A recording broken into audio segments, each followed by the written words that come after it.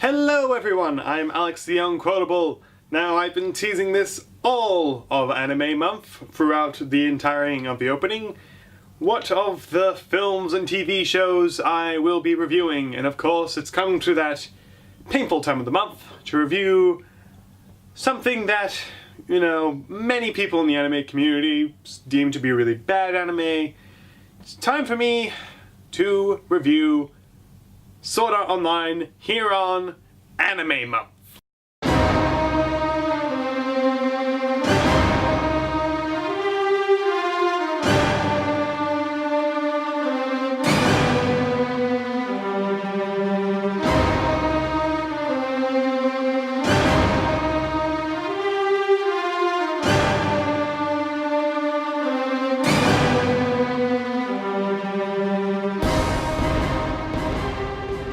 April Fools on all of you! Yes, April Fools! Yes, I know it's not technically March anymore, but this was the perfect opportunity to pull this on you. Yes! April Fools jokes rule! Yes, I will not be talking about Sword Art Online. No, Sword Art Online does not deserve to be talked about, except I probably will talk about it in a later video in Sword Art Online Abridged, because that's actually really good. No, instead I am talking about a really good cartoon/anime, and it isn't anime, fight me on it, Avatar the Last Airbender! Yeah, sorry this video came out late, we had some file corruption and such, but then I came to re-record it and I was like, I really don't want to talk about SAO, I want to talk about something I like. And so I thought I'd play a April Fools and talk about Avatar the Last Airbender, a prank that I'm pretty sure everyone is actually really thankful for. This is Avatar the Last Airbender.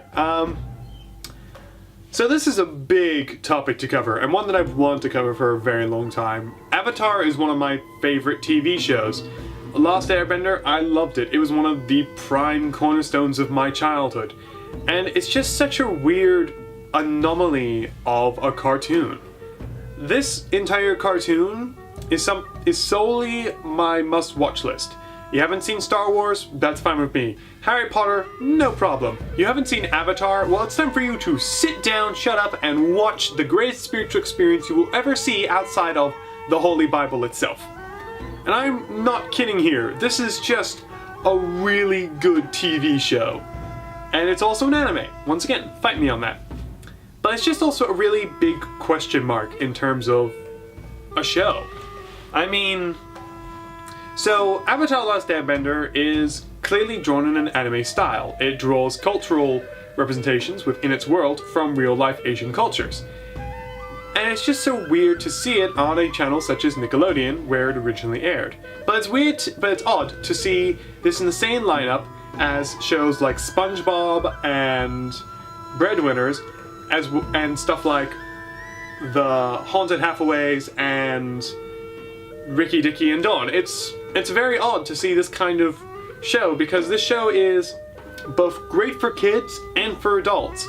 It has great fun for kids of all ages, but it also speaks really well to family matters and cultural stuff. The show covers such a wide spectrum of matters that it's kind of a lot to talk about in one sitting. But I will try. So anyway, this is my review of Last Airbender. So Avatar is set in a world with 4 separate nations, each corresponding to one of the 4 elements. The Water Tribes, the Air Nomads, the Earth Kingdom, and the Fire Nation.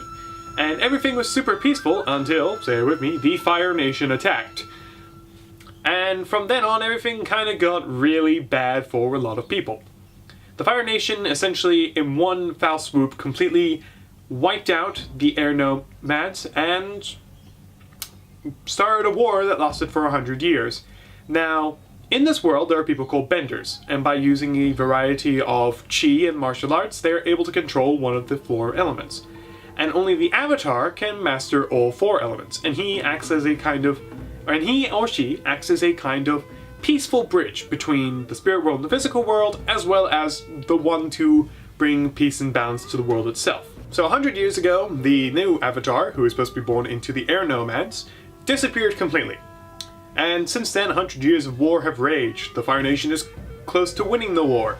But luckily, 2 young Water Tribe members by the name of Sokka and Katara, brother and sister, stumble across an iceberg. They crack that sucker open, and inside is Aang, the last airbender, and his giant flying bison, Appa, who is arguably the best character? I don't know. Comment down below if you think Appa is best character. So they go around the South Pole for a little bit in the Southern Water Tribe, until they meet Zuko, the banished prince of the Fire Nation with a big gnarly scar, looking for the Avatar to take home, because then he will have restored honor to his name, and he won't be banished anymore. And he's joined by his crouching moron hidden badass of an uncle, Iroh, who is an ex-general of the Fire Nation, the current Fire Lord's older brother, and all he really likes to do is sit around, spout wisdom, and drink tea.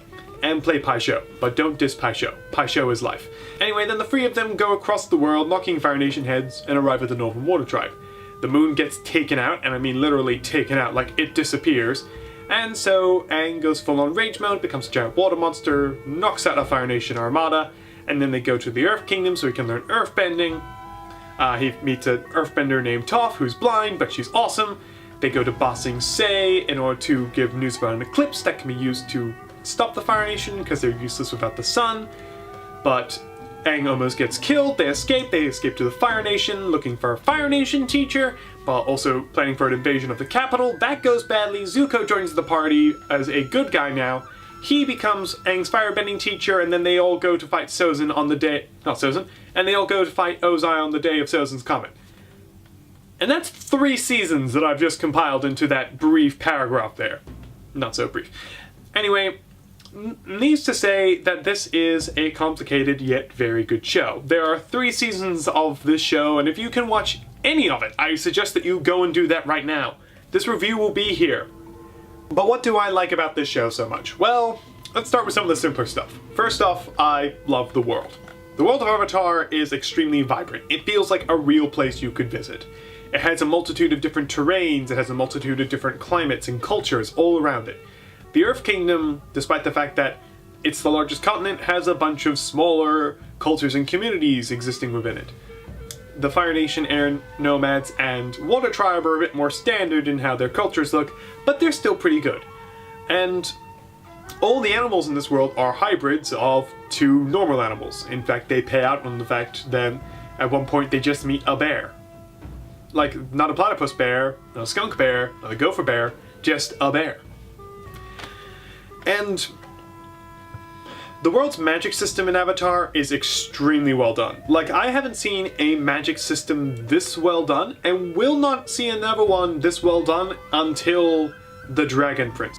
And even that one still leaves much to be desired. I mean, eat your heart out, Harry Potter. I don't know where your origin of magic comes from, but I know exactly that the first Avatar was a guy named Wong who got his bending from a giant lion turtle. And it is a very good world. It's very enjoyable, it's very vibrant, and when you get to the parts that are bad and scarred by war, it's all that more impactful when in contrast with the better places. Now, I also really like the characters. The thing that makes Avatar stand out as opposed to many other Nickelodeon shows is character development. With many Nickelodeon shows, there's nearly no development within the characters. I mean, compare Avatar to something like SpongeBob. You know exactly who SpongeBob is, how he will act. You know exactly how Patrick is, you know how he will act. You know that SpongeBob is upbeat and optimistic. You know that Patrick is also optimistic but also an idiot. You know that Squidward is a bit of a downer and into the finer things in life. You know Mr. Krabs is a greedy money pants. You know that Plankton is vindictive and evil. But no matter what happens in the episodes, none of that ever changes. And that's the same for a lot of Nickelodeon shows. In terms of Avatar, the character development, watching these people grow up is amazing. We're only with these people for a good part of a year, and we watch them develop from novices at bending and novices at life to emotionally mature people mastering the elements and warping reality. Which is a big step in a series which is 3 seasons long and about 25 episodes apiece. That's a lot. Anyway, it's a really good show to watch for that kind of reasoning.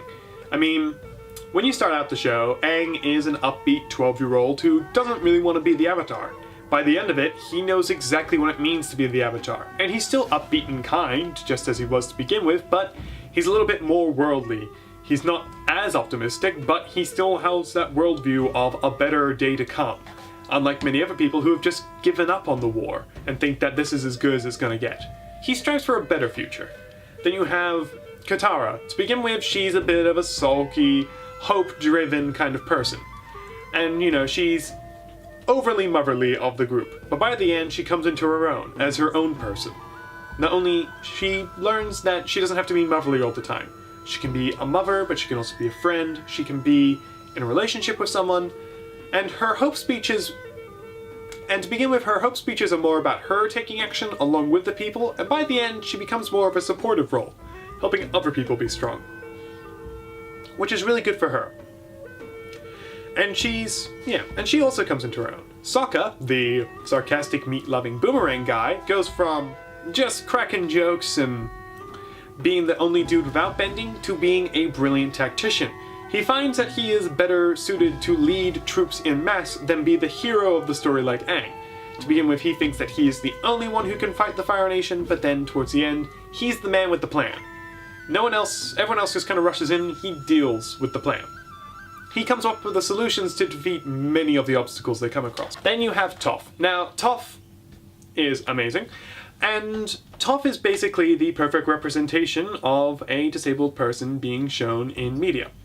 For instance, Toph's greatest strength and weakness is her blindness.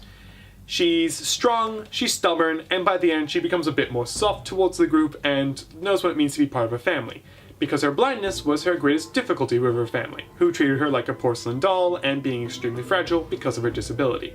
But she found a way to work around it. She never let her weakness define her, and in a way that made it a new weakness, but she dealt with that.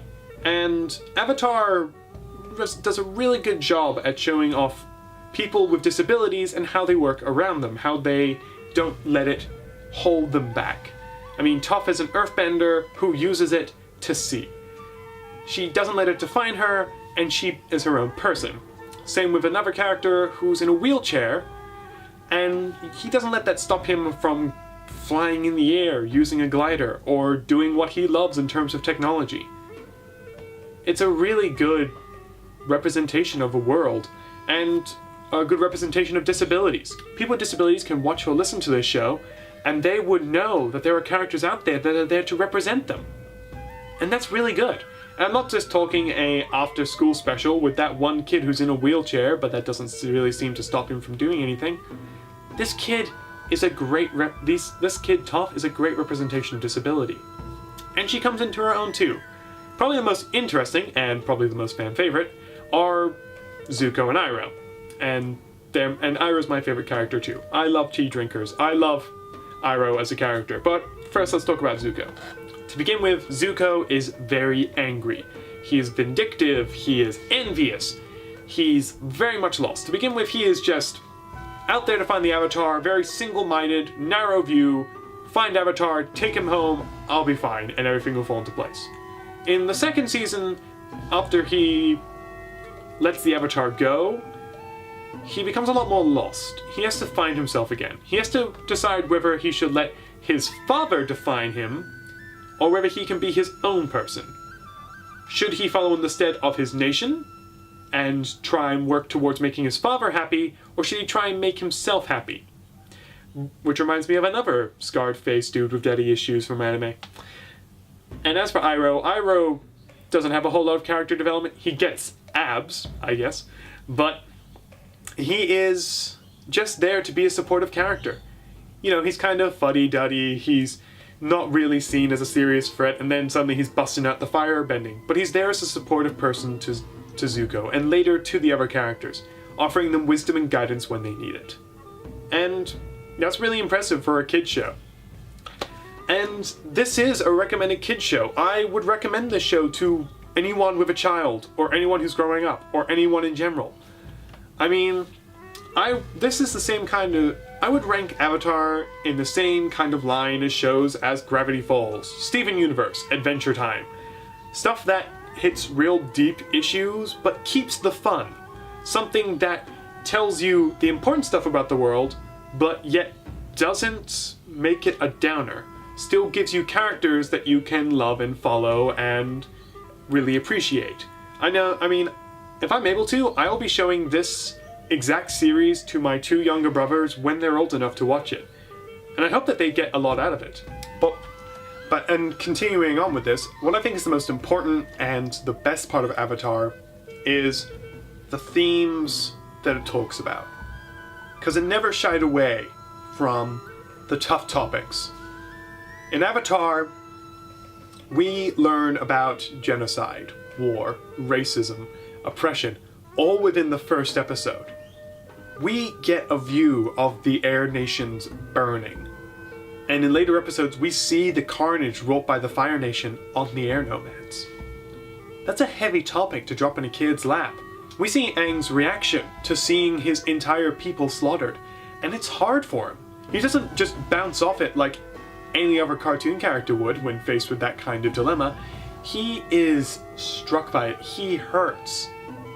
And it's really bad for him. And it's that act that actually alerts the world to the fact that the Avatar has returned. And development is a big thing for many of these characters, particularly in the 3rd season, where most of the main cast get an episode which really helps them develop. For instance, before the invasion, each of the main characters gets a pretty big episode to discover something about themselves and the world around them. For instance, Aang attends a Fire Nation school, and he learns that not everyone in the Fire Nation is a bad person, which is a very big lesson that lots of people actually need to learn. I mean, just because the acts of a few people within a certain nation or a certain group are really bad does not mean that we need to treat that entire group as criminal. There are good people out there in different religions and races and colors and creeds who are both bad and good, but we can't just say that everyone is bad because one person does something that's terrible. And we can't just then turn on all of those. And that's what Aang's story in this one episode talks about. Yes, it's an homage to Footloose, but essentially he learns that just because these kids are in the Fire Nation doesn't mean that they're bad like the Fire Lord. It doesn't mean that they're killers or anything like that. They could be something different. And we don't need to treat them badly because of this. The same thing happens with Katara. She becomes a sort of spirit for a little bit. She pretends to be a spirit known as the Painted Lady in order to help a town that's being polluted by a factory for the Fire Nation. And she helps them out. Now, of course, the sensible thing to do would be to not expose herself, but she said she could never turn her back on people who need her help. Once again exhibiting this kind of good manner and will towards your fellow man. I mean, the Fire Nation took Katara's mother away. She has every right to turn her back on this small village that's slowly dying. But she doesn't. She helps them, she heals them, she ends the factory in order to make sure that they are able to survive. And that's something that a lot of people don't understand. Most people believe that if one person does something wrong, that entire group of people must be bad, therefore we cannot offer them help. All of them are bad. And we're more worried about what if another bad one rises rather than what about all the innocents. But Katara and this show display that we don't need to worry about that. Then we get Sokka's story. Sokka learns to use a sword because, unlike the others, he can't bend, and he doesn't exactly have a specific style or weapons proficiency. And this is what I was talking about before. Sokka basically believes he plateaued. He's planned the invasion, he's gonna lead it, but he doesn't feel like he can strive any higher. But then he learns an entirely new skill, an entirely new form of combat. He gets his own master. He unlocks a new kind of potential. I don't believe there's anything such as plateauing. You just need to experience a new challenge for yourself. You need to reteach yourself something. And that really helps him to strive forward. Because Sokka discovers that there might be a proper way to doing things, but his way of doing things, which are a bit goofy and all over the place, are just as good, if not better. And then we see Toph, and Toph discovers that breaking the rules because she doesn't have parental guidance there doesn't mean that she doesn't have consequences, which is also a big thing about growing up. When many people move out of home, they tend to go a bit crazy because, they don't have parents there to tell them what to do. But she understands that her friends are now her family, and that she needs to get reconnected with her family by the end of the episode. And Zuko also has an episode where he discovers his own inner anger at himself for failing in his mind. But that then helps him to strive to become a better person, leave behind his vindictive and abusive father, and go and help the Avatar learn firebending. Anyway, there's so much more I can say about Avatar, but I'm not sure if I can. But anyway, this show talks about so many themes and different stories that people need to learn about. I mean, it opened up my eyes to the aspects of Eastern culture. Now, I'm personally a Christian. I don't subscribe to other faiths. But looking at Aang's particular journey through the chakras was kind of eye-opening to me in a certain way. I don't believe in chakras, but the things they were talking about were very important. Aang had a lot of built-up anger towards himself for previous actions and sins that he had performed, abandoning the Fire Nation, burning Katara's hands, only to name a few. His own inner fears and doubts of himself. And everyone has those, and everyone has to get around them. And Aang has to forgive himself and move on. He has to let these things flow down the stream. He needs to ask for forgiveness. He needs to repent. And that is something that I took away as a Christian for all the built-up sins and bad things that I've done in my past. My fears, my doubts. I just had to breathe and let them go. Because they might be a part of me, but I don't need to let them hold me back. And that's a big lesson. And one that I think lots of people can learn from. And there's so much more I can say about Avatar. For instance, learning about forgiveness and revenge, learning about being your own man in comparison to who came before you, learning about your ancestors and following in their footsteps, learning about culture and whether to follow culture and tradition or start something new, where that border is. Learning about that there's no two sets of a way to do things. This was a very important lesson. I feel like in modern day, we see things very black and white. Particularly in politics. Particularly in political decisions. In order to solve this thing, in order to solve the problem, we need to do this or this. You're either with us or against us. There are two sides to this conversation. These are the only two things we can do. One is right, one is wrong. It just depends on your view. Depending on which side of history you'll be on. But so many people forget that there is such a thing as compromise. And a lot of issues aren't actually black and white. They're very gray. Even a coin has a third side. Coins are considered two-sided objects, but they have a third side, the rim in the middle. And it's very unlikely that side will strike the ground first, but you know what? It's still a possibility. That third option always exists, and that's shown in the climax. Aang is faced with the idea that he needs to kill the Fire Lord. And it's either he kills the Fire Lord and ends the war in an act of violence, or he doesn't kill the Fire Lord and lets him burn the Earth Kingdom to the ground using the power of the comet. But he finds a third way of doing things, a peaceful option. He takes away the Fire Lord's bending. By the way, Mark Hamill, love you. Love your work as the Joker and as Ozai. You terrified me as a child. But he takes away that bending and completely changes the game. He does something no one has done in eons. And there was always that third option. But most people don't see it that way. And that's something I took away from it. Not everything's black and white. No, everything's yes and no. There's always a maybe. And sometimes that maybe is better than the other option. Anyway, that's my takeaway. This was my review of Avatar the Last Airbender. I rate this 10 out of 10. Yes, it is a must-watch series. Go watch it now if you can. I rate it 10 uppers out of 10. He is the best character. Fight me on this. Anyway, thank you for watching. Don't quote me on that. Thank you for watching Anime Month. Comment down below for other movies and TV shows you want us to review here on the channel. We have more sketches coming out soon. Just comment down below your favorite Avatar episode or moment or a lesson that you took away from it. Anyway, I've been Alex the Unquotable. Thank you for watching, and I will see you very soon with Captain Marvel or Lego Movie 2. I haven't decided yet.